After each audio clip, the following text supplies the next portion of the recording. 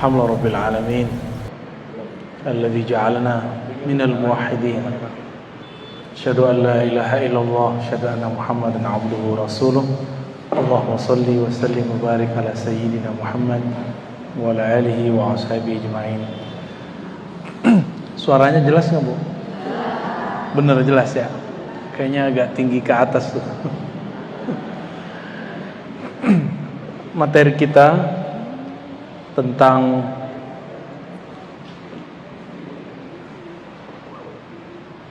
tauhid ya. Gimana judulnya? Ma'rifat muwahhidin. Ma'rifatnya ahli tauhid. Untuk itu mari kita mulai dengan membaca Al-Fatihah. Semoga Allah membuka pikiran hati kita semua untuk mendapatkan ma'rifat, pengenalan kepada Allah. Al-Fatihah. A'udzubillahi minasy syaitonir rajim. Iyyaka na'budu wa iyyaka nasta'in. Ghairil maghdubi 'alaihim waladdallin. Amin. Kita masuk ke materi, mungkin ini materi penutup ya. Ma'rifatul muwahhidin. Ma'rifat ahli tauhid. Ma'rifat ahli tauhid. Ma'rifat pengetahuan al-muwahhidin, orang-orang yang bertauhid kepada Allah Subhanahu wa taala. Ya. Pakai ini. Tes sama aja. Gimana? Sama enggak? Ya. Ya, telinganya aja yang agak dipasang ya. Saya pelan-pelan insyaallah ya. Ayat tauhid yang paling sering dibaca dan sudah dihafal bahkan oleh anak kecil itu surat Al-Ikhlas. Qul huwallahu ahad. Itu dalil pertama kita. Katakanlah dialah Allah ahad. Ahad itu Esa. Esa masih bahasa Sanskerta. Mungkin kita turunkan ke bahasa kita. Tunggal, masih bahasa sana juga. Turunin lagi, satu. Tapi satu dengan tunggal itu ada sedikit perbedaan. Kalau satu masih ada duanya. Tapi kalau tunggal nggak ada nomor duanya. Tunggal nggak bisa dibagi dua. Esa, tunggal itu sama. Tidak bisa dibagi dua. Kalau satu bisa 1,5. Bener?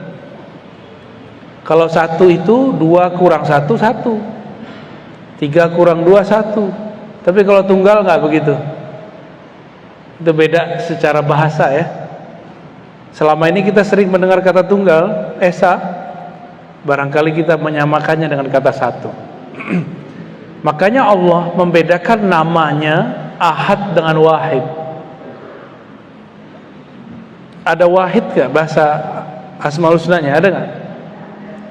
Wahid artinya yang maha pertama. Kalau ahad yang maha tunggal, yang maha esa. Maka Pancasila nomor pertama, ketuhanan yang maha esa, yang memenuhi syarat cuma umat Islam. Ada yang agak mendekati Yahudi, tapi Yahudi kan bukan agama resmi. Ada yang sedikit mendekati, yaitu Nasrani yang Unitarian, yang menyembah satu Tuhan. Ada lagi yang mendekati, yaitu Hindu murni. Hindu mereka mengatakan bahwa Sang Hyang Widi itu yang Maha Esa.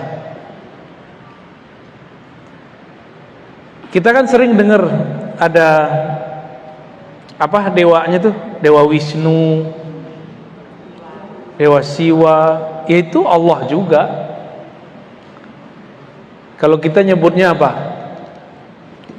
Dewa Siwa itu nama lain daripada Sang Hyang Widi, namun dengan sifatnya yang sangat tegas. Ini dimatiin aja. Mana pergi? Ya.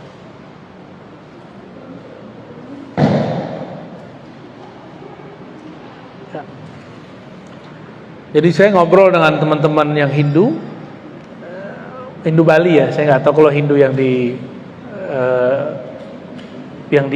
apa namanya India sana, saya nggak ngerti. Ya. Jadi Wisnu, Siwa itu adalah nama lain daripada Sang Hyang Widi itu. Rahman Rahim itu beda dengan Allah atau sama? Rahman Rahim sama, cuma nama aja yang beda.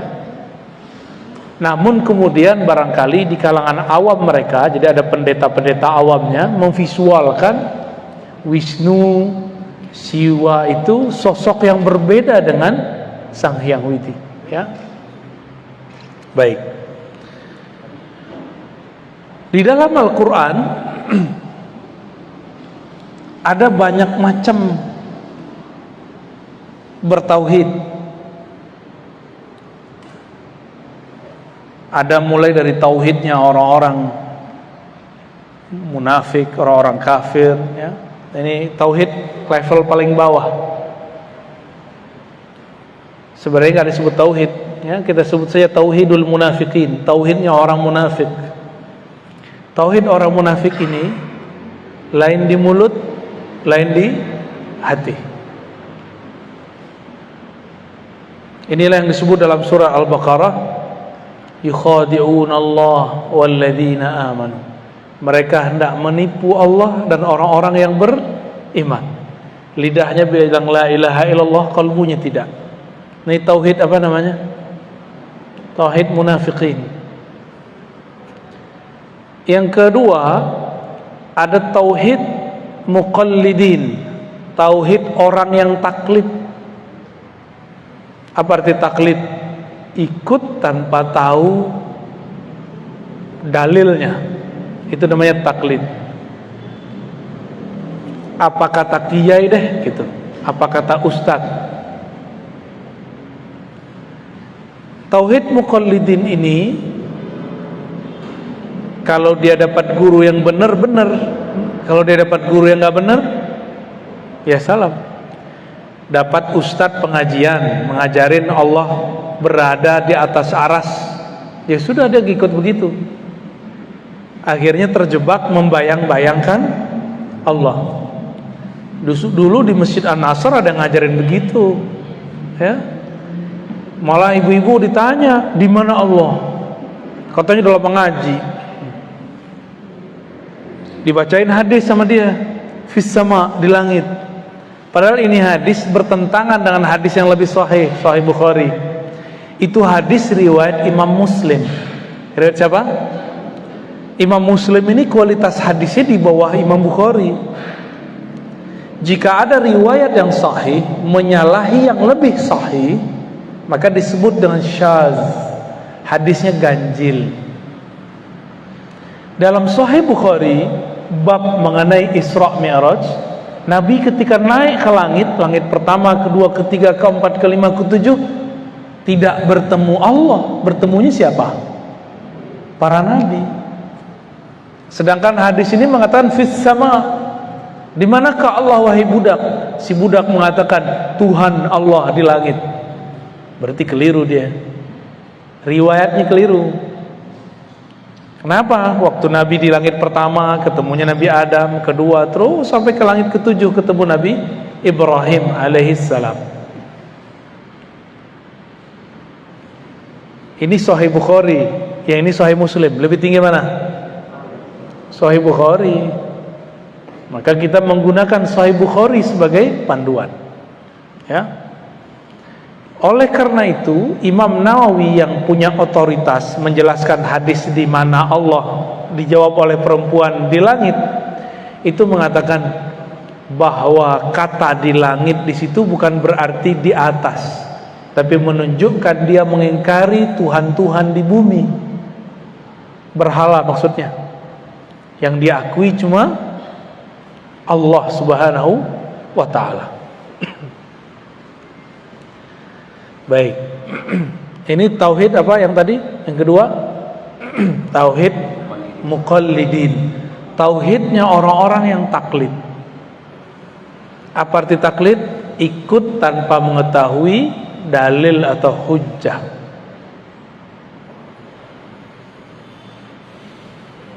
Nah, yang ketiga,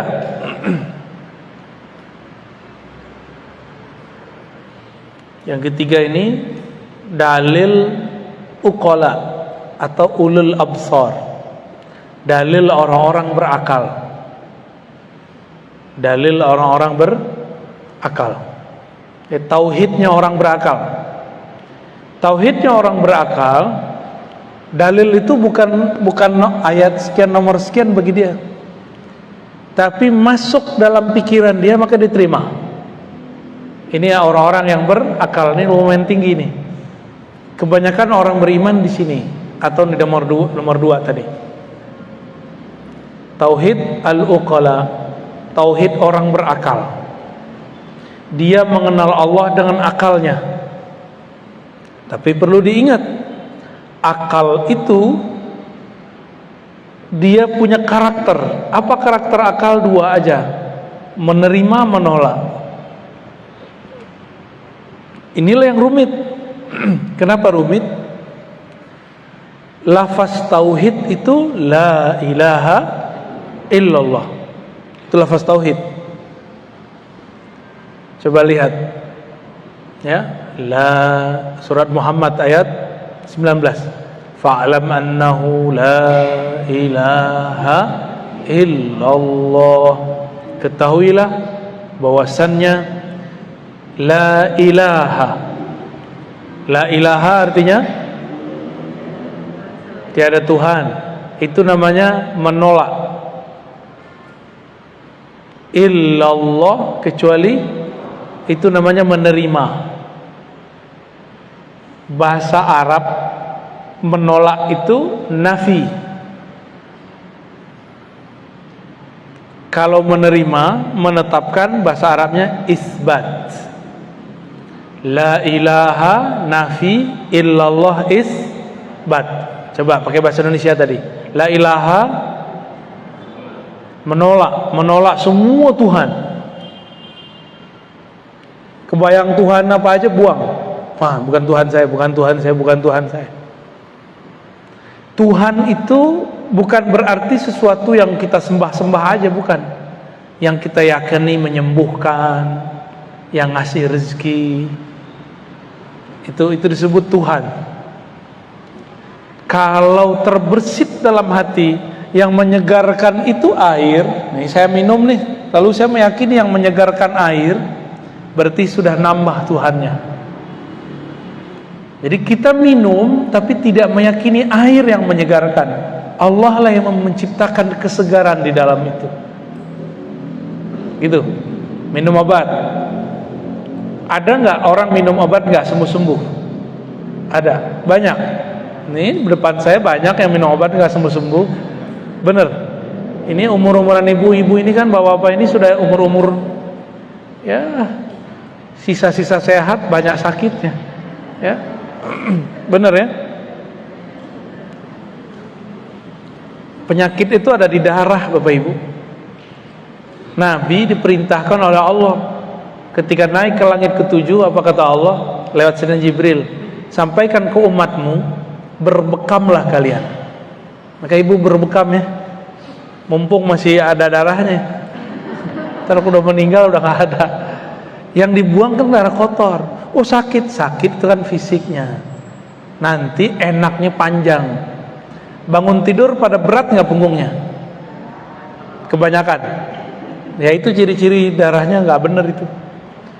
Sama dokter kan main kasih obat aja, obat pencair darah. Ini berbahaya ibu kalau keseringan.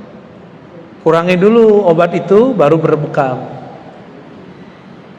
Nabi ngobatin tanpa obat, dibuang darahnya. Itu nggak bisa diapa-apain tuh darah. Caranya dikeluarin, udah gitu aja, nggak bisa lagi. Ada dua perbedaan dalam Tibbun Nabawi itu. Ada pengobatan membuang darah kotor, ada mengeluarkan darah seger. Darah seger namanya fasdu. Apa namanya? Cuma sampai sekarang saya pun belum berani. Mirip-mirip kayak donor darah, tapi ini dibuang aja, set, keluar, muncrat. Ya, kalau ada yang suka donor aja boleh. Ya. Tapi kalau saya sampai sekarang belum berani Bu yang fast tuh. Yang masih saya kerjakan apa? Bekam. Imam Ahmad bin Hambal setiap kali kepalanya pusing dia bekam. Bagian belakang ya. Kalau di sini pusing, ini nggak bisa. Bagian sini pusing kayaknya dompetnya kurang tuh. Tapi kalau bagian belakang, kiri, kanan, ya kiri kanan, punggung, Allah itu menetapkannya, kesehatannya dibuang darahnya. Harus rutin, jangan sesekali. Nah, tapi biasanya kita dikasih obat. Banyak orang minum obat tidak sembuh-sembuh. Kenapa? Karena kesembuhan itu dari Allah Subhanahu wa ta'ala. Sekali terbersit dalam pikiran saya bahwa obat ini yang menyembuhkan, maka batal tauhidnya. Sekali terbersit bahwa nasilah yang mengenyangkan, batal tauhidnya. Ini tauhid uqala ya, tauhid ahli akal. Kita boleh nggak bilang nasi mengenyangkan secara fisik, tapi secara hakikat hanya Allah yang mengenyangkan. Secara zahir kita boleh bilang air menyegarkan, tapi secara akidah, hakikat, keyakinan hanya Allah lah yang menyegarkan. Kalau enggak, udah bertambah Tuhannya. Nah ini berbahaya ya. Bapak Ibu mungkin sebagian, kalau yang ibu-ibu ini rezekinya lewat suami. Kalau bapak-bapak ini mungkin bekerja sendiri. Itu cuma asbab aja. Banyak kok orang kerja nggak dapat duit juga ada.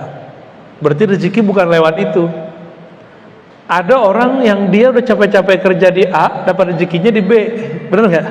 Itu banyak sekali. Udah daftar, nggak jebol-jebol. Tahu-tahu jadinya dia mandiri. Ya. Ini tauhid uqala, tauhid orang berakal. Dia pakai akal deh. Nah, maka orang ini kalau baca la ilaha Allah, akalnya yang main. La ilaha illallah, tiada yang menyembuhkan kecuali Allah, tiada yang berbuat kecuali Allah. Itu yang dia lihat. Tiada yang menyegarkan kecuali Allah. Tapi di sini belum jadi rasa, masih teori. Ini boleh kita sebut dengan tauhid orang yang masih berteori. Ya, yang nomor 3 ini. Yang nomor 4, nah ini sudah mulai masuk kepada qalbu.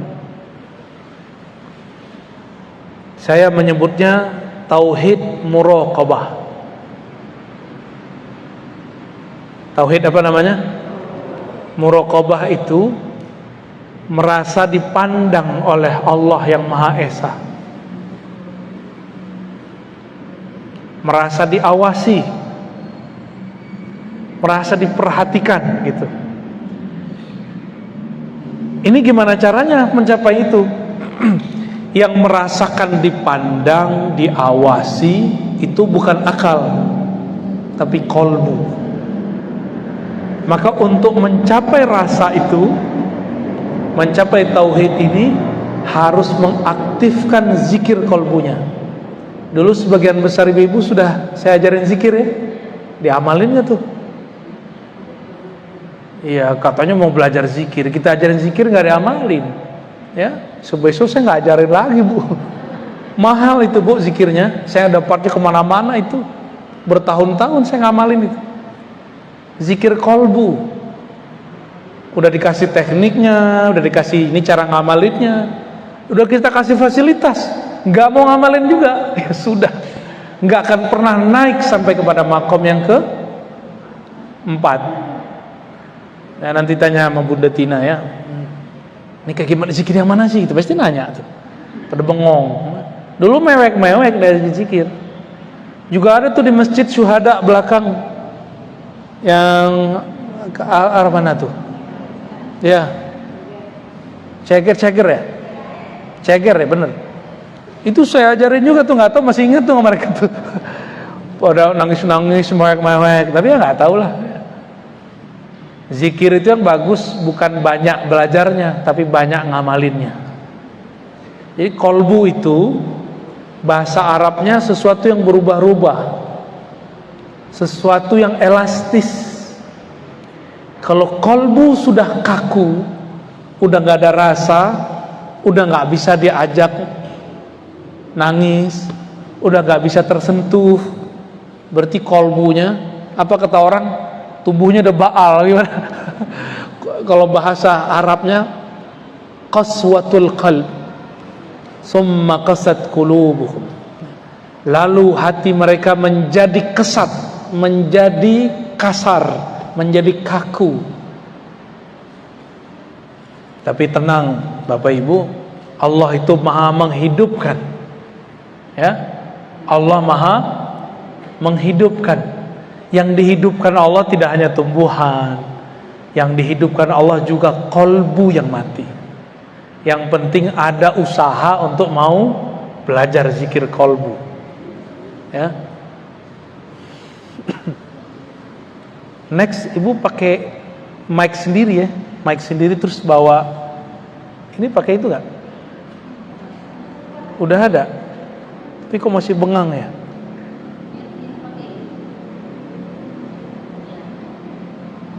Coba bisa nggak tuh? Ya. Tes.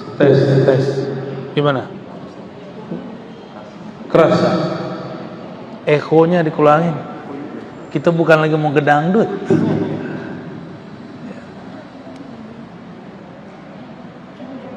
Ya, tes. Ekonya.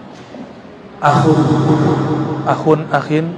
Wah, nggak bisa. Tes.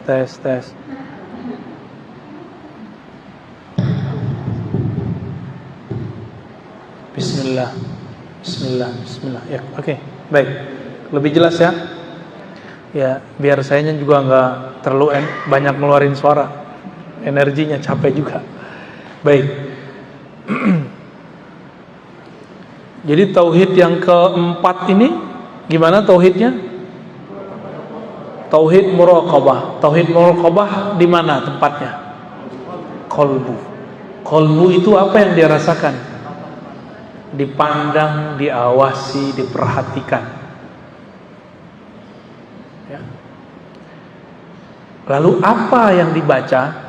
Yang dibaca sama, la ilaha illallah. Tapi pemahaman yang akan ditambah. Apa pemahaman waktu baca la ilaha illallahnya? Pemahaman yang dibaca waktu itu adalah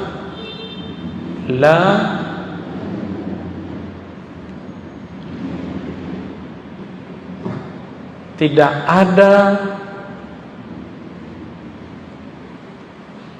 yang memperhatikan, yang mengawasi kecuali Allah. Tidak ada yang memperhatikan, tidak ada yang mengawasi kecuali Allah. Jadi dia baca la ilaha illallah, tapi beda makna dengan orang munafik. Orang-orang munafik baca la ilaha illallah, lidahnya baca, pikirannya kemana-mana. Tapi kalau ahli kolbu ini baca la ilaha illallah, dalam hatinya dia merasa dilihat oleh Allah. Lebih dulu merasa dilihat atau bacaannya yang lebih dulu? Bisa dua-duanya Pak. Bagi yang belum ada rasa itu baca aja dulu. Kita baca la ilaha illallah, tiada yang memperhatikan aku kecuali Allah. Ini zikir dapat menghancurkan riya. Ini zikir dapat menghabiskan ya, sum'ah.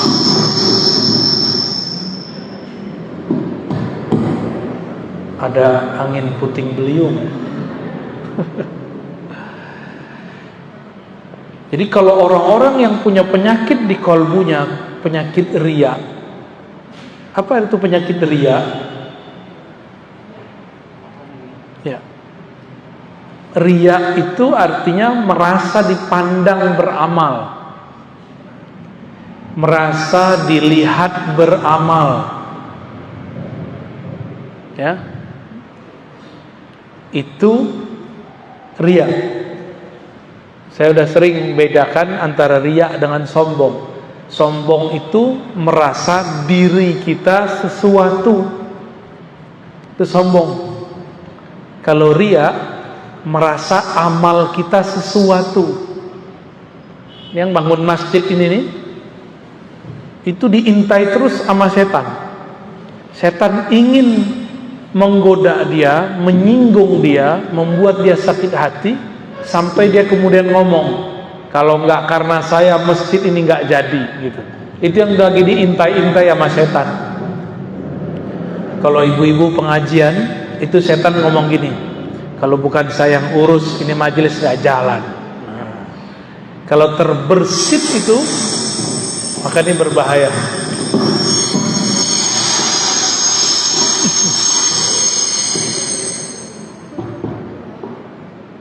Waduh, ada angin puting beliung berkali-kali nih.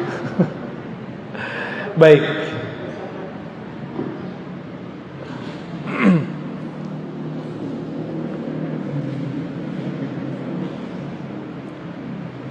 Untuk sampai ke sini, maka coba lihat surat Ali Imran ayat 2. Alif Lam Mim, Allahu la ilaha illa huwal hayyul qayyum. Allah tiada yang berhak disembah kecuali Dia. Dan insyaallah udah bagus, Bu. Udah bagus ya. Masih jelas kan? Udah beres, Bu. Coba perhatikan surat Ali Imran ayat 2. Allahu la ilaha illa hu. Ya, habis itu huwal hayyul qayyum, ya. Allah dulu, baru la ilaha illa hu. Sebelum baca la ilaha illallah, di kolbunya sudah membaca nama Allah. Dan saya sudah ajarkan ke sebagian besar ibu-ibu. Tahun berapa, Bu? Sebelum pandemi ya? 2019, pas sebelum pandemi. Disebut nama Allah dalam kolbu, baru kita lisannya baca la ilaha illallah. Dan saya sudah sering mengatakan juga bahwa ada yang unik di dalam Al-Quran. Di dalam Al-Quran lebih banyak lafaz la ilaha illahu daripada la ilaha illallah. Benar? Lebih banyak lafaz la ilaha illahu itu sampai 20 lebih. La ilaha illallah enggak banyak. Maka hu itu bagian dari nama Allah. Huwa bagian dari nama Allah. Apa arti huwa? Huwa itu artinya hanya Dia, tiada selainnya. Hanya Dia, tiada selainnya. Kalau masih terbayang bersama Allah ada sesuatu, baik itu pahala, terbayang surga, berarti belum nyampe. Tauhid orang nomor 2, tadi nomor 2 tauhid muqallidin. Tauhid muqallidin ini ciri-cirinya suka cari pahala. Dia bertauhid biar dapat pahala, biar masuk surga. Itu yang nomor 2. Kalau yang nomor 3 bukan, dia cari kedamaian, cari yang masuk akal. Ini nomor 3. Kalau nomor 4 tadi, di kolbunya yang ada adalah mencari bukan lagi kedamaian akal, tapi ketenangan kolbu. Terus nomor 1 kemana dia? Kalau nomor 1 cari aman. Tahu cari aman? Biar kelihatan aman nama orang, maka dia baca la ilaha illallah. Itu orang munafik. Sedangkan nomor 4 tadi, dia mencari kedamaian di dalam kolbunya. Maka sebelum zikir la ilaha illallah, sebutlah nama Allah di kolbu. Cari ahli zikir, belajar kepada mereka bagaimana cara nyebut nama Allah di dalam kolbu. Bagi yang belum belajar talqin zikir ya, sebut nama Allah di kolbu, baru baca la ilaha illallah. Jadi kenapa kebanyakan orang kalau zikir tidak ada rasa di kolbunya? Karena kolbunya kosong. Kolbunya belum dibacakan Allah. Makanya dalam ayat ini dimulai dari Allahu la ilaha illahu. Baca dulu Allah di kolbumu, isbat. Kalau nomor 3 tadi, orang berakal, nafi, isbat. Ditiadakan Tuhan, lalu diterima hanya satu Tuhan, yaitu Allah. Kalau yang nomor 3 lain, isbat dulu baru nafi, baru isbat gitu. Tetapkan dulu nama Allah dalam kalbu, keyakinan kepada Allah dalam jiwa, baru katakan tiada Tuhan. Tiada Tuhan ini nafi, menolak. Illallah, kecuali Allah, menerima, isbat lagi.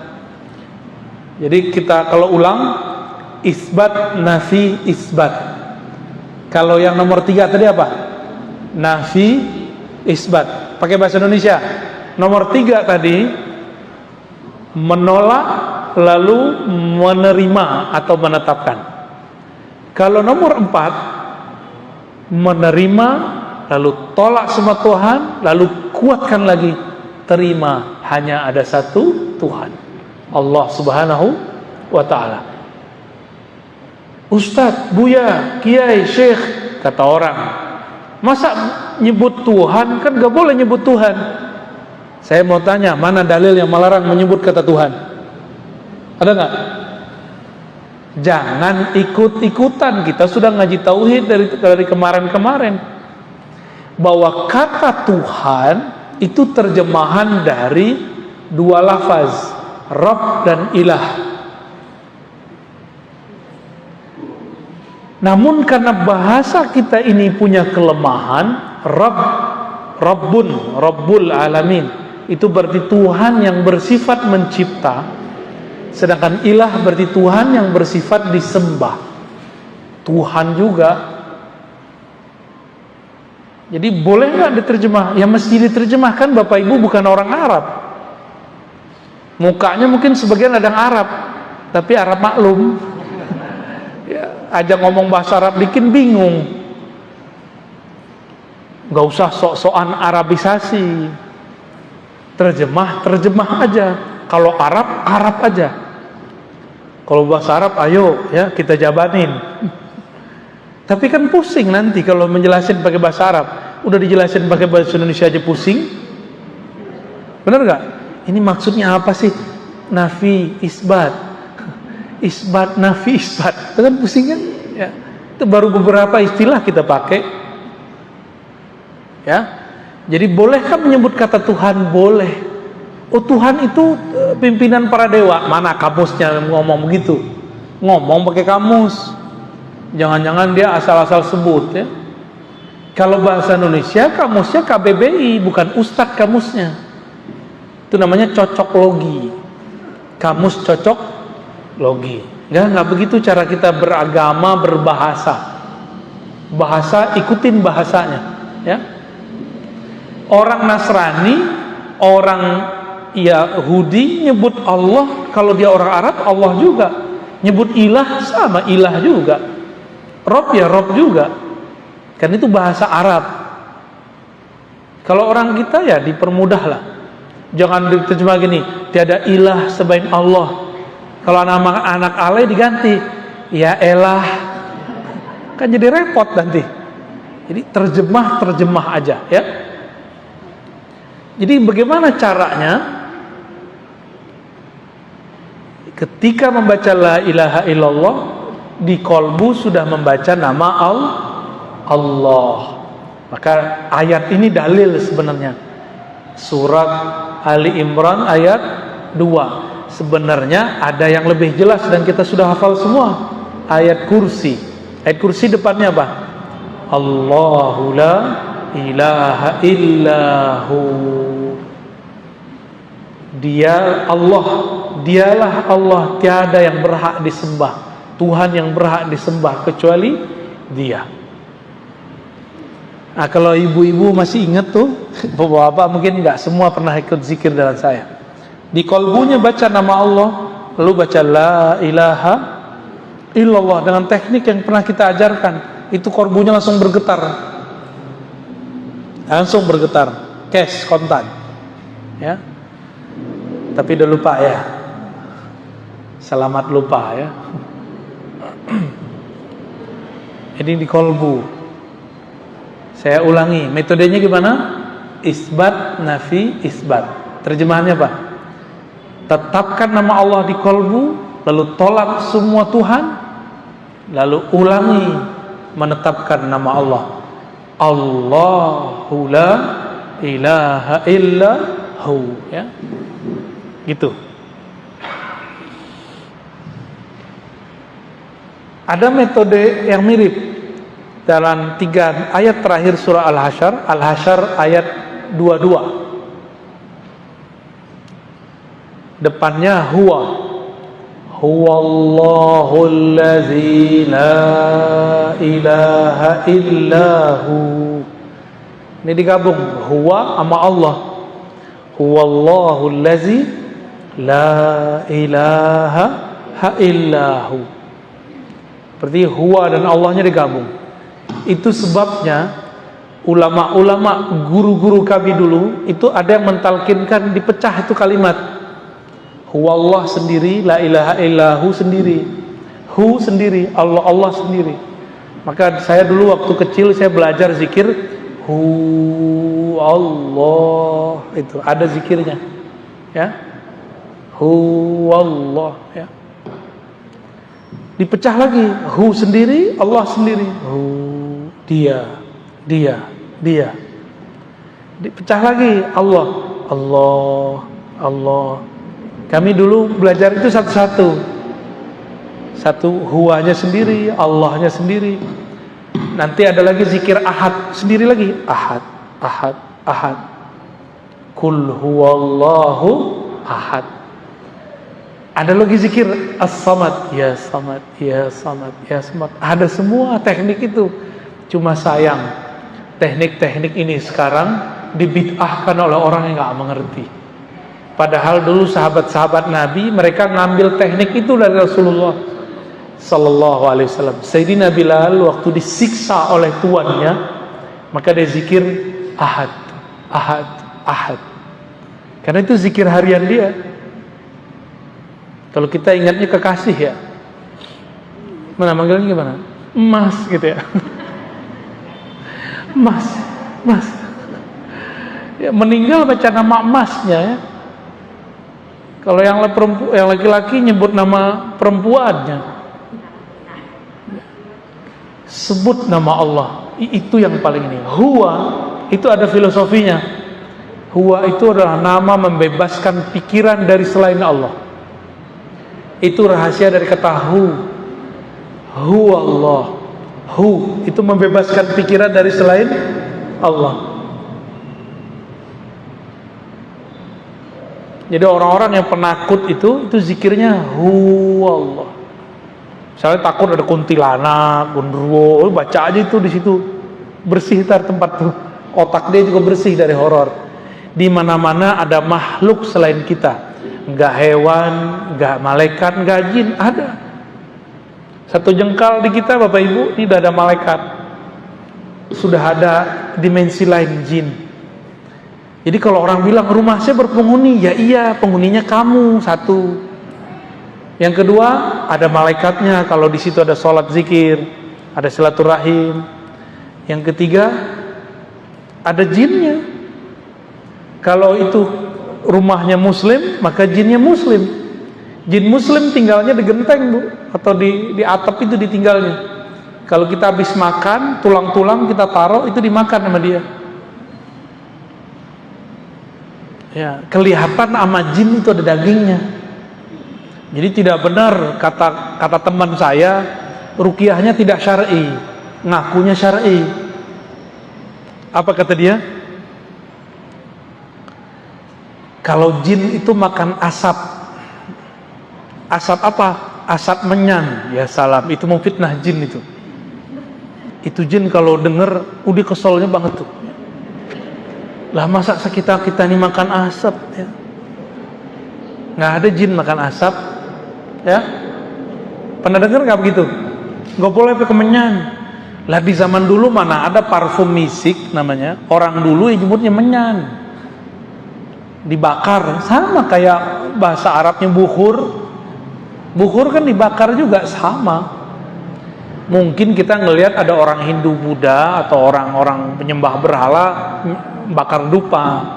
Dupa itu nggak ada urusannya sama jin atau enggak. Itu masalah orang yang bakarnya. Ya.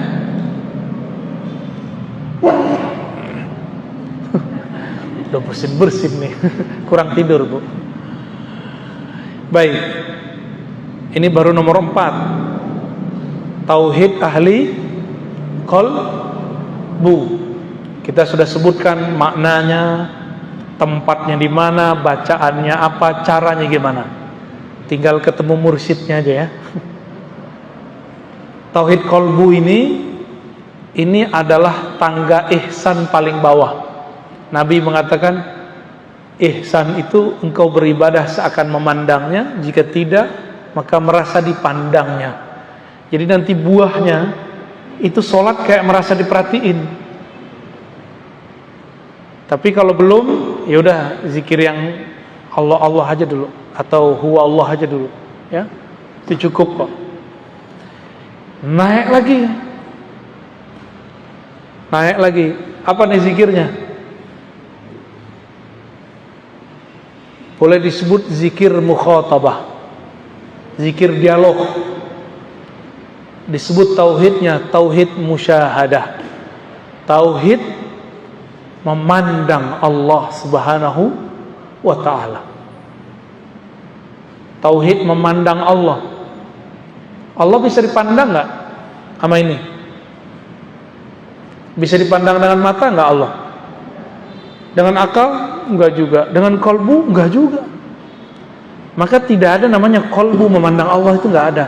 Kolbu dipandang oleh Allah. Innallaha yanzuru ila qulubikum. Allah memandang ke dalam kolbumu, bukan kolbu memandang Allah. Ya.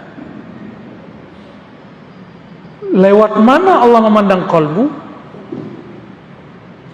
Nah, ini yang disebut nanti tauhidnya tauhid musyahadah.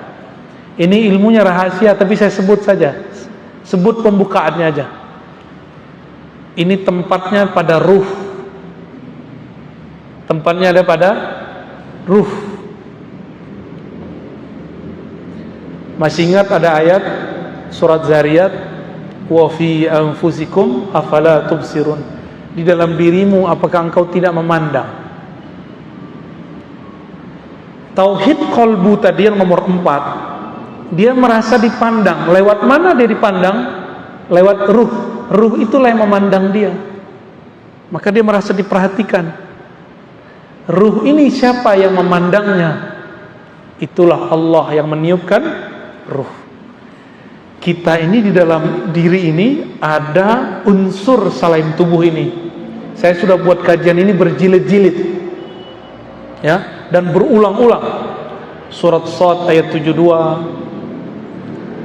surat Al-Hijr ayat 27, surat Sajadah ayat 7 sampai 9. Intinya sama. Allah mengatakan, aku ciptakan tubuh jasad manusia dari tanah. Setelah tubuh jasadnya sempurna, maka aku tiupkan rohku. Maka Allah membedakan antara mencipta dengan meniupkan. Tubuh kita ini dicipta, tapi ruh kita ditiup. Bagaimana cara Allah meniup? Allah yang maha tahu. Ruh yang ditiupkan itulah yang dapat izin memandangnya. Karena ruh itu adalah tiupan dari dia juga. hanya dialah yang bisa memandangnya. Maka Allah pinjamkan kepada ruh itu kembali cara memandang Allah. Nah, jika ruh kita memandang Allah disebut dengan tauhid rububiyah. Ini beda dengan rububiyah kelompok sebelah ya. Beda Bapak Ibu. Tauhid apa namanya?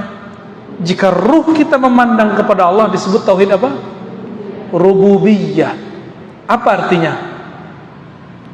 Memandang peran Allah dalam keragaman alam semesta. Apa tauhid rububiyah? Memandang peran, tambahin, memandang peran keesaan Allah dalam keragaman alam semesta. Ngerti nggak maksud itu? Allah itu esa. Ibu lihat ada pohon, ada kita, ada langit, ada bumi. Dalam memandang itu semua, kita punya keyakinan bahwa semua ini diciptakan dengan kunnya Allah. Nah, maka ini tauhidnya, lafaznya ada pada kun fayakun. Ya, apa lafaz tauhidnya? Kun fayakun. Kalau diurai jadi la ilaha illallah, la ilaha illallah, apa maknanya? La qudrata wa la iradata illallah. Itu cara ngurainya. Tiada kudrat, tiada iradat, tiada kuasa, tiada kehendak, kecuali semuanya adalah kehendak dan kuasa Allah Subhanahu wa ta'ala. Ini nama tauhidnya apa? Tauhid rububiyah. Jadi bagi kita tauhid rububiyah ini bukan sesuatu yang berbeda dengan uluhiyah dipisah-pisah terus bertentangan, enggak. Rububiyah ini satu paket dengan uluhiyah. Ini cuma beda makom. Oleh kelompok sebelah beda. Bagi mereka tauhid rububiyah itu tauhidnya orang musyrik. Tauhid selain kelompok mereka. Bahkan disamakan tauhid musyrik, tauhid filosof, tauhid ahli kalam, tauhid kelompok yang berbeda dengan dia. Kelompok Asy'ariyah disebut cuma sampai rububiyah. Sufi cuma sampai disebut dengan rububiyah. Ini gak adil. Jadi kelompok sebelah nyebut rububiyah itu gak adil. Dan aneh, kok disebut tauhid orang musyrik? Loh, ada emang tauhid orang musyrik? Musyrik artinya apa musyrik? Menyekutukan Allah. Tauhid mengisahkan Allah. Nyambung gak? Tauhid musyrik nyambung gak? Gak nyambung. Ya. Jadi tauhid rububiyah versi kita berbeda definisi dengan tauhid rububiyah versi kelompok yang menganggap kita ini sesat. Kita sih nggak anggap mereka sesat, cuma anggap kita berbeda. Udah, ya. Kita beda, bro, gitu ya. Anda sesatkan kami, urusan Anda. Tapi kami tidak ada urusan dengan itu. Urusan kami tauhid rububiyah, mengesahkan Allah dalam perannya mengatur alam semesta. Tubuh kita ini banyak unsur enggak? Ada unsur air, ada unsur api, ada unsur tanah, ada unsur udara. Oleh orang Cina ditambahin unsur logam. Ya, tapi bagi kita logam itu bagian dari tanah. 4 unsur. Jadi ini tubuh ini kalau diurai 4 anasir namanya. Ya, 4 anasir. 4 unsur ini, siapa yang kemudian mengatur alurnya dalam tubuh? Inilah yang disebut, masing-masing 4 ini ada alamnya, disatukan oleh Allah menjadi padu. Rabbul alamin, alhamdulillahi rabbil alamin. Segala puji bagi Allah yang Rabbi, yang memadukan, yang menyatukan alam semesta dalam keesaannya dengan keesaannya. Ya. Jadi Allah tetap sendiri meskipun yang diurus banyak.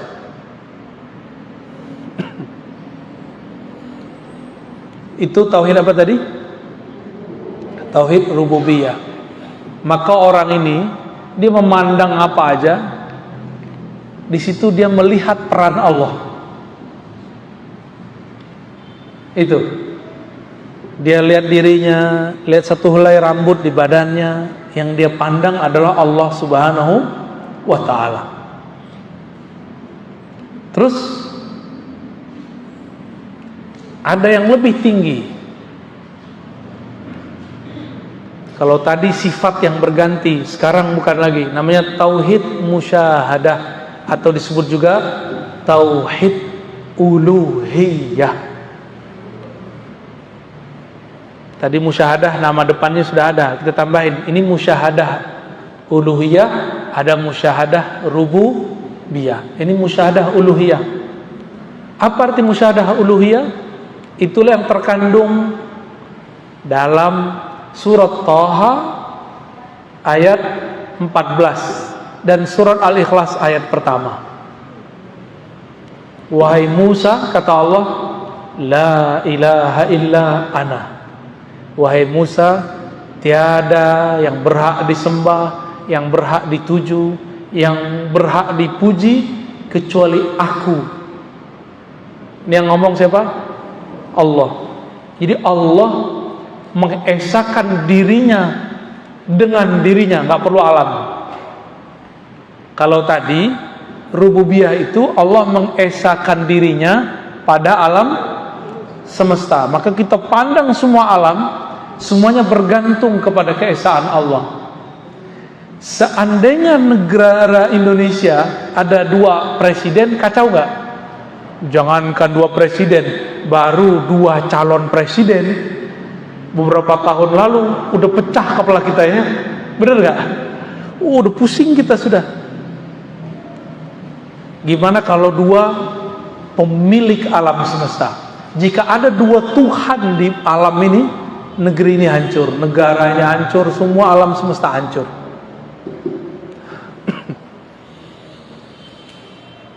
Tauhid musyahadah uluhiyah ini, Allah memandang keesaannya di dalam dirinya, di dalam zatnya. Dan ini rahasia di dalam rahasia, saya tidak boleh menjelaskan kecuali sampai di situ saja, ya. Inilah yang disebut dengan ihsan, level tertinggi.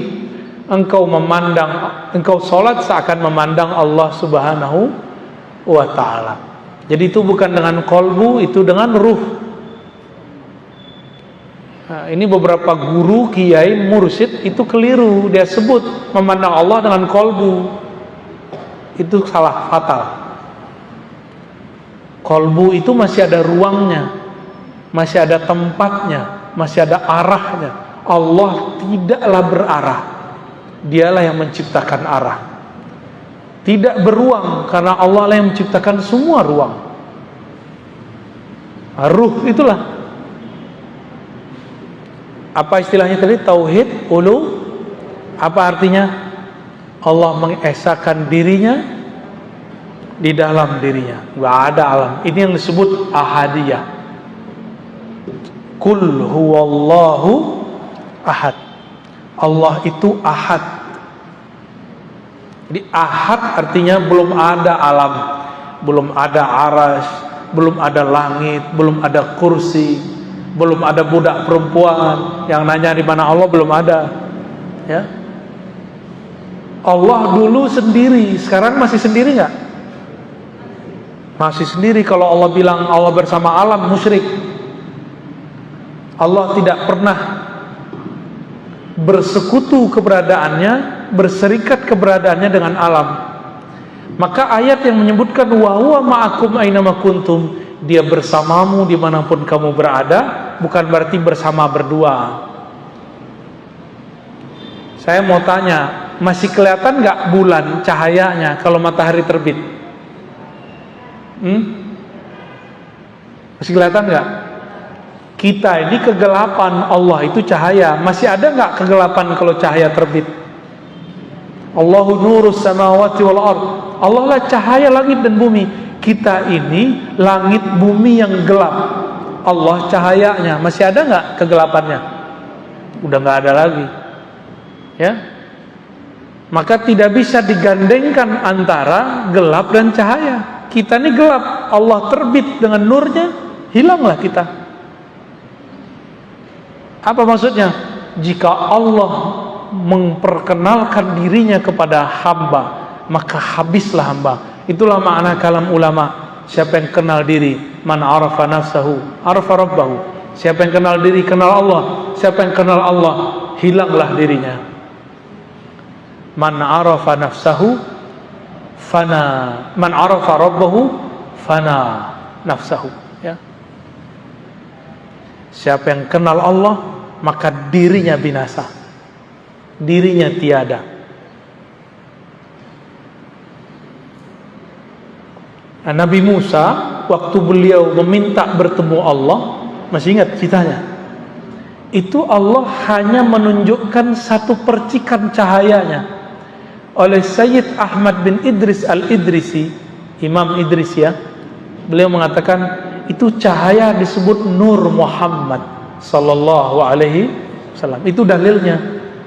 Dalil Nur Muhammad ada di situ. Jadi yang diperlihatkan Allah kepada bukit, kepada gunung, lalu gunungnya hancur, itu cahaya Nabi Muhammad sallallahu alaihi wasallam. Kok bisa cahaya Nabi menghancurkan gunung? Masih ingat nggak ada ayat tadi surah Al-Hasyr ayat 22, sekarang ayat 21. Lau anzalna hadzal qur'ana ala jabalin la ra'aitahu khashi'an mutasaddi'a. Seandainya Quran ini diturunkan ke bukit, ke gunung, gunung hancur, binasa, tertunduk, khashi'an mutasaddi'a. Nabi itu ditanya sama Aisyah, apakah akhlak Nabi? Apa jawaban Sayyidah Aisyah? Akhlaknya adalah Al-Quran. Al-Quran cahayanya cahaya Nabi. Nyambung? Nyambung nggak? Belum nyambung ya? Saya ulangi ya. Nabi Musa nggak sanggup melihat cahaya. Cahaya itu diperlihatkan ke gunung hancur. Tadi Sayyid Ahmad bin Idris al-Idrisi bilang cahaya itu namanya cahaya Nur Muhammad. Sayyidah Aisyah ditanya, Nabi Muhammad itu akhlaknya apa? Al-Quran. Maka cahaya Nabi ditunjukkan ke bukit, hancur bukit. Karena kalau cahaya Quran itu diturunkan kepada bukit, pegunungan, gunung hancur. Itulah rahasianya kenapa waktu Nabi naik ke atas gunung Uhud bergoyang. Goyang Uhud yang kita lihat, mungkin sebagian besar sudah pernah ke gunung Uhud, ya, benar. Itu gunung yang sangat tegar, perkasa itu, ketika Nabi naik ke atasnya, dia bergetar. Karena Nabi itu adalah hakikatnya Al-Quran. Hakikatul Al-Quran, akhlaknya Quran, nur korbunya nur Quran. Yang dulu nurnya beliau jika diperlihatkan ke bukit hancur, berarti gunung Uhud ini gunung terkuat di alam semesta, di bumi. Maka ulama kita menyimpulkan beberapa kalam Nabi tentang bukit Uhud, gunung Uhud, bahwa gunung Uhud ini ketika nanti kiamat terjadi, gunung Uhud masih Allah pertahankan. Karena satu-satunya gunung yang bisa bertahan ketika ada Nur Muhammad ada, itu cuma gunung Uhud. Jangankan Nur Muhammad, tubuh Nabi Muhammad ada di atasnya, gunungnya tidak hancur. Maka apa pelajaran di sini? Pelajarannya adalah jika ingin kita mati, tubuh kita nggak hancur, maka leburkanlah cinta kita, baik kolbunya ataupun pikirannya ataupun jasadnya kepada Nabi Muhammad sallallahu alaihi wasallam. Kalau sudah lebur cinta fisiknya kepada fisik Nabi Muhammad, udah lebur akalnya dalam akal Nabi Muhammad, kolbunya dalam kolbu Nabi Muhammad, maka nanti jasad kita Allah tahan, nggak akan hancur. Inilah rahasia kenapa jasad tidak hancur di dalam kubur. Jadi nggak mesti orang hafiz Quran, ya, orang yang di kolbunya ada nur Nabi Muhammad, itu Allah tahan itu bumi, nggak akan merusak ya. Innallaha harrama 'alal ardi an ta'kula ajsadal anbiya. Allah mengharamkan bumi untuk merusak tubuh para nabi. Kita tambahkan dan pewaris para nabi. Ya, yang di dalam dirinya ada nur itu. Oke, barangkali itu tauhid, ma'rifat al-muwahhidin, ma'rifatnya ahli tauhid yang bisa kita pakai. Minimal sampai di level 2. Tapi saya tidak menyarankan minimal sampai level 3. Ahlul akal minimal, ya. Baru kemudian Allah akan bimbing ke level ke-4 sampai level ke-5. Barangkali itu yang dapat kita sampaikan. Mau tanya jawab? Oke, baik, silakan.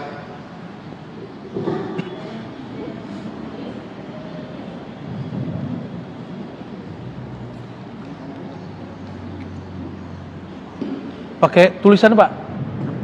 Pakai tulisan. Ya, ada tulisan, bisa.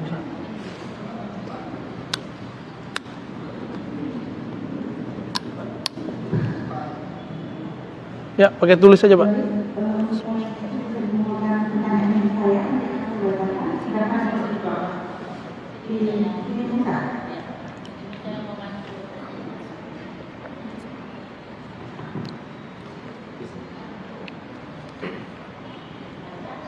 Assalamualaikum warahmatullahi wabarakatuh.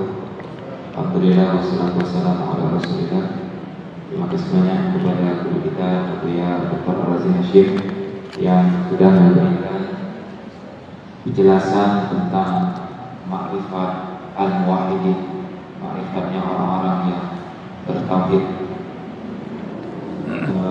Sekarang kita masuk ke sesi tanya jawab. Saya akan pilih pertanyaan-pertanyaan yang sudah diajukan, yang sudah dituliskan di kertas. Panitia sudah menyediakan kertas jawaban. Kayak ujian. Kayak mau ujian aja, Ustaz. Kertas untuk menulis pertanyaan.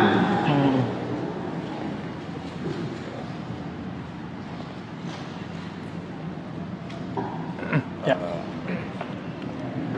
Pertama mungkin ini yang sederhana dulu, yang meskipun sederhana ini kayaknya penderitaan banyak orang.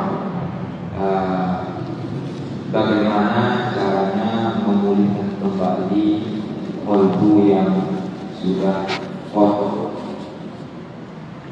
Memulihkan kolbu. Mungkin maksudnya dengan memulihkan kolbu yang kotor itu tahapan untuk meningkatkan kolbunya. Baik. Cara memulihkan kolbu itu mudah, ya. Jika dia kotor, cukup diistighfarkan. Tapi sebutkan apa masalahnya. Ya Allah, ampuni kami, ampuni kolbuku, karena habis melihat yang gak benar, habis emosi, habis marah-marah. Sebutin. Baru kemudian selesai kita sebutkan semua kesalahan kita tutup. Ataupun dari yang tidak kami sadari, gitu ya. Dari kesalahan yang kami ketahui ataupun yang tidak kami ketahui, yang kami sadari ataupun yang tidak kami sadari, gitu. Lalu yang kedua, ini masuk ke hadis Nabi. Nabi mengatakan jaddidu imanakum biqauli jaddidu imanakum, perbaharui imanmu, hadis Imam Ahmad. Lalu sahabat bertanya, bagaimana caranya wahai Rasulullah? Nabi mengatakan, aksiru min qauli la ilaha illallah, perbanyak lafaz la ilaha illallah. Maka dari tadi saya selalu menyebutkan caranya pakai la ilaha illallah, enggak ada lebih. Cuma itu caranya, tangganya cuma itu kepada Allah. Seorang munafik pun aman dari status yang berbahaya itu karena lafaz la ilaha illallah, ya. Bedanya kalau la ilaha illallah untuk menyegarkan kolbu, matanya dipejam, ya, pikirannya diistirahatkan, lidah membaca dimulai dengan kolbu. Kolbu dulu yang baca. Itu cara menyegarkan kolbu, ya. Barangkali itu. Baik, pertanyaan berikutnya untuk mendapatkan rasa keesaan Allah Subhanahu wa taala bila melihat kita Allah tidak mudah. Lalu bagaimana cara agar rasa itu ada? Gak usah ngelihat ke gunung, ke pohon, kejauhan, lihat ke kita aja, ya. Bapak Ibu ini, saya sering nanya loh di luar, dan pertanyaan ini sering dilupakan. Itu satu helai rambut yang ada di tangan, di kepala, kita yang numbuhin atau Allah? Allah. Sudah dapat tauhid udah. Ini yang sudah ubanan nih, bisa nahan nggak keluarnya uban? Bisa nggak Pak? Nggak bisa. Yang jerawatan, bisa nahan nggak keluar jerawat? Nggak bisa. Di situ aja kita sudah kalah dan kita mengatakan, oh, satu helai rambut pun bukan aku yang berkuasa, tapi Allah lah yang berkuasa. Sudah masuk ke tauhid itu. Ya. Saya juga sering nanya, Bapak Ibu punya kuku, manjang nggak? Manjang, bener. Kukunya manjang nggak? Tiap minggu potong. Giginya manjang nggak? Tuh siapa yang nyuruh berhenti gigi kita? Ya Allah, kita aja nggak bisa nguasain gigi coba. Untung gigi kita nggak kayak kuku. Kalau nggak dia maju terus, manjang terus. Tiap kali mau pengajian mikir dulu. Jadi tubuh ini bukan kita yang berkuasa, yang berkuasa Allah Subhanahu wa taala. Itu udah masuk tuh tauhid. Jadi nggak usah ke gunung, ke Bogor, kelamaan kena macet dulu. Ya. Ya. Yang gampang deh. Ambil biji jagung, ambil biji cabai, aduk-aduk. Ntar salah tumbuh nggak? Salah nggak tumbuhnya? Nggak bakal. Yang biji cabai pasti tumbuhnya cabai. Yang biji jagung pasti tumbuh jagung. Nggak ketuker. Kalau kurang percaya lagi, yang mirip itu kan padinya, padi ketan sama padi beras. Aduk aja tuh, mirip. Ntar tumbuhnya beda nggak? Tetap beda. Begitu Allah nggak pernah salah dalam mencipta, maka Allah nggak akan pernah mengirim rezeki baik namanya rezeki jodoh, rezeki uang, rezeki sehat, ya. Jadi Bapak Ibu ini jodohnya nggak akan ketuker. Saya pengennya sama dia, kok dia yang dapat dia? Itu nggak benar begitu ya. Kita tidak akan pernah ketuker jodohnya, nggak akan pernah. Walaupun suami istri, rezekinya nggak akan pernah ketuker juga. Rezeki istri ya untuk istri, suami untuk suami, anak ya untuk anak, nggak akan pernah ketuker. Kalau suami istri aja nggak bisa ketuker, gimana sama tetangga? Biar gimana dengan teman kerja? Nggak akan ada namanya rezeki ketuker. Kalau begitu muncul nggak sifat iri? Kalau sudah paham begini, kalau sudah paham bahwa rezeki tidak pernah ketukar, muncul nggak iri? Nggak bakal ada iri. Orang iri dengki karena dia tidak kenal kepada Allah Subhanahu wa taala, ya. Nggak akan pernah ketukar. Tidur itu rezeki loh. Tidurnya Bapak Ibu nggak akan saya ambil. Makanya orang-orang kalau udah ngantuknya datang, mau di depannya ada bom nggak bangun-bangun dia. Oke, lanjut. Sebelumnya Bapak Ibu karena banyak pertanyaan dan itu kita pilih dari semua pertanyaan yang dibacakan, dan beberapa pertanyaan di sini juga sebenarnya sudah sering dibahas sama beliau, tapi nanti untuk pertanyaan yang diajukan ternyata dibacakan bisa mungkin dicari jawabannya dari kajian dunia sebelumnya. Nah, di sini pertanyaan berikutnya ya, terkait dengan tauhid musyahadah tadi, di mana tauhid musyahadah tadi ada dua macam, musyahadah rububiyah dan musyahadah uluhiyah. Di sini penanya mungkin kelihatan masih bingung tentang musyahadah uluhiyah. Ketika Allah bermusyahadah dengan dirinya pada dirinya, lalu peran manusia ada di mana? Udah nggak ada manusia, ya. Kullu man 'alaiha fan, ya. Semua yang ada akan binasa. Jadi binasakan dulu, matikan dulu diri kita sebelum mati, baru tahu tuh rasa itu. Jadi kalau akalnya masih kritis, kolbunya masih mencari-cari, belum nggak akan dapat rasa itu. Ya, itu rasa dikasih sama Allah.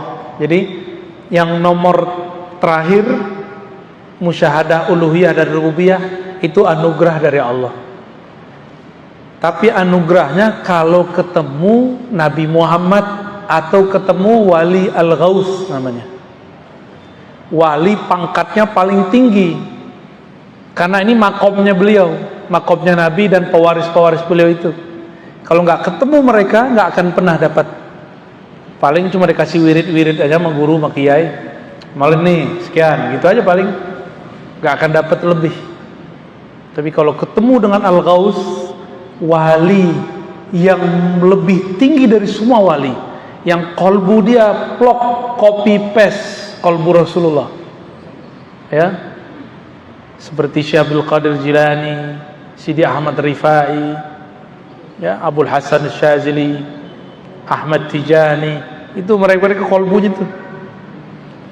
Maka murid-murid mereka mengalami hal itu, ya. Kalau di akhir zaman ya Al-Ghaus akhir zaman, sampai nanti Al-Imam Al-Mahdi, ya. Jadi itu anugerah dari Allah, nggak usah dipikir-pikirkan. Berdoa aja semoga ketemu mereka, dididik oleh mereka, lalu kemudian kita dihantarkan Allah kepada itu. Amin ya rabbal alamin, ya. Udah. Satu lagi. Pertanyaan terakhir terkait dengan zikir-zikir yang tadi dibahas di hadapan beliau, yang dibicarakan ada zikir Allah, zikir Ahad dan sebagainya. Nah, zikir-zikir itu kan ada tahapan yang kapan zikir tersebut, zikir Allah Ahad itu menjadi hilang. Hu Allah hilang kalau sudah baca Ahad. Huwallahu Ahad. Ahad artinya apa? Dia sendiri, maha sendiri, alone. Kalau Allah itu pencipta, Allah itu nama pencipta. Huwa, kalau ada huwa berarti ada anta, ada ana, ada kamu, ada aku. Jadi huwa Allah, hilanglah huwa Allah. Nanti Allah kasih rasa Ahad namanya dalam kolbu. Yang terasa sama kita cuma Allah aja. Tapi itu disebut ahwal. Apa arti ahwal? Kondisi. Yang kondisi ini nggak boleh lama-lama, karena kalau lama-lama orangnya bisa kayak orang ngebleng. Tapi dia bukan gila. Dia kayak Laila Majnun. Cerita Majnun itu dia begitu tuh. Kelihatan kayak gila, dia bukan gila, dia sedang waras. Cuma lagi mabuk dalam itu. Nah, orang kalau mabuk di sini nanti dia menjadi wali majzub. Apa arti wali majzub? Wali yang ketarik akalnya, yang dominan cuma cintanya kepada Allah. Makanya kita ini kalau masih pakai akal semata memahami itu nggak bisa paham.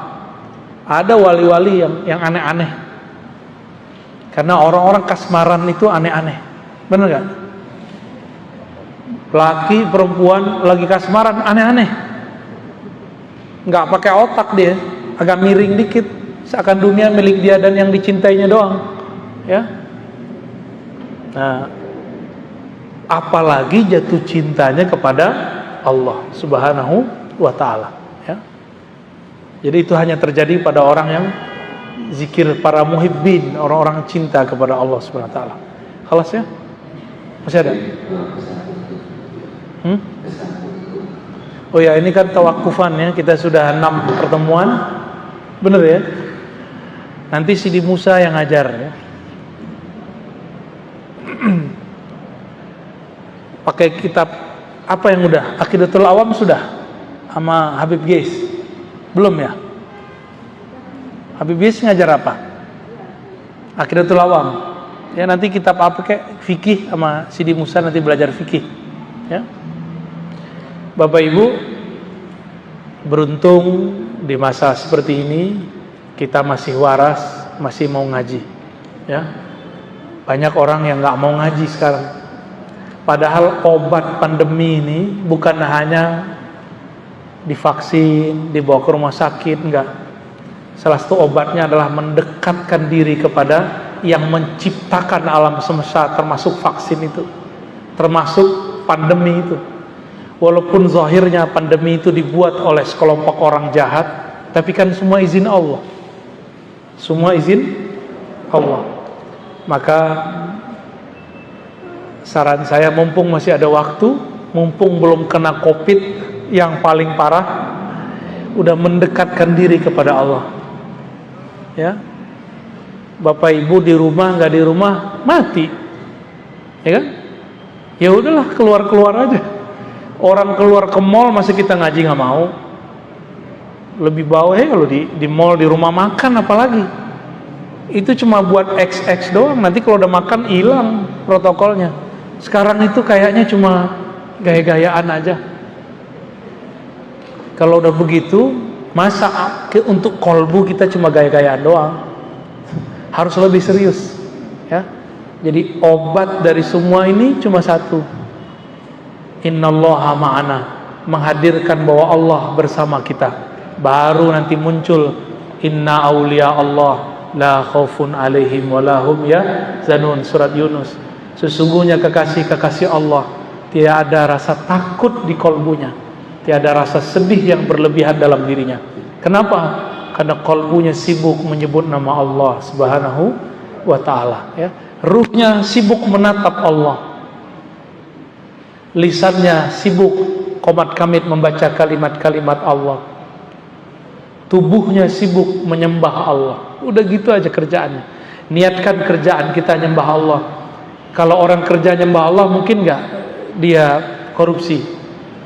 Jadi di cara sujudnya pekerja, bekerjalah jujur. Itu cara sujud pekerja. Pedagang, ya. Jangan korupsi waktu, korupsi uang. Itulah cara sujud orang yang bekerja.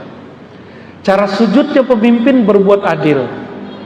Jadi kalau ada pemimpin adil, itu oleh orang yang mata batinnya tajam, kelihatan tuh sujud. Kelihatannya sujud. Kalau guru seperti saya, dosen, itu tulus. Berat tulus itu, Bu. Berat, serius. Amplopnya tipis dikit tuh mulai berkata-kata tuh. Serius. Ini yang kemudian kita digampar-gampar terus sama guru kita dari dulu. Ditata terus supaya nggak berubah kolbunya, mau itu tipis ataupun tebal. Kan dari Allahnya sudah ada. Kan Allah yang ngasih rezeki. Ini para guru nih, kalau paham bab ini, dia nggak akan terlalu galau. Bahkan kalau dia ngajar satu tempat nggak dikasih honor, dia biasa aja. Pasti di tempat lain dilebihin.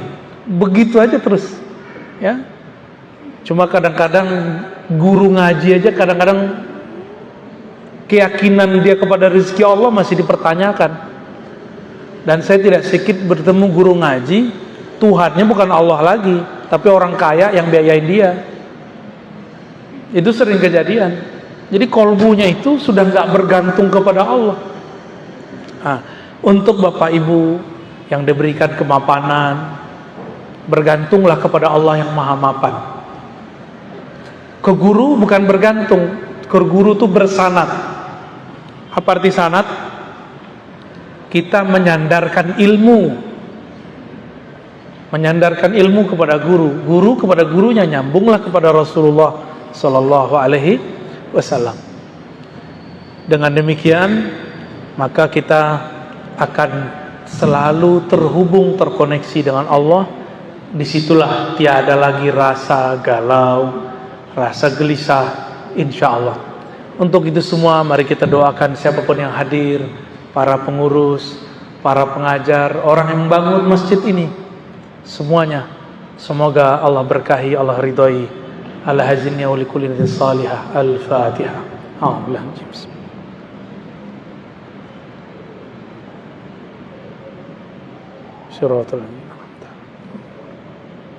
Alhamdulillah Rabbil Alamin. Baik Bapak Ibu, mohon izin ya, mohon pamit. Assalamualaikum warahmatullahi wabarakatuh.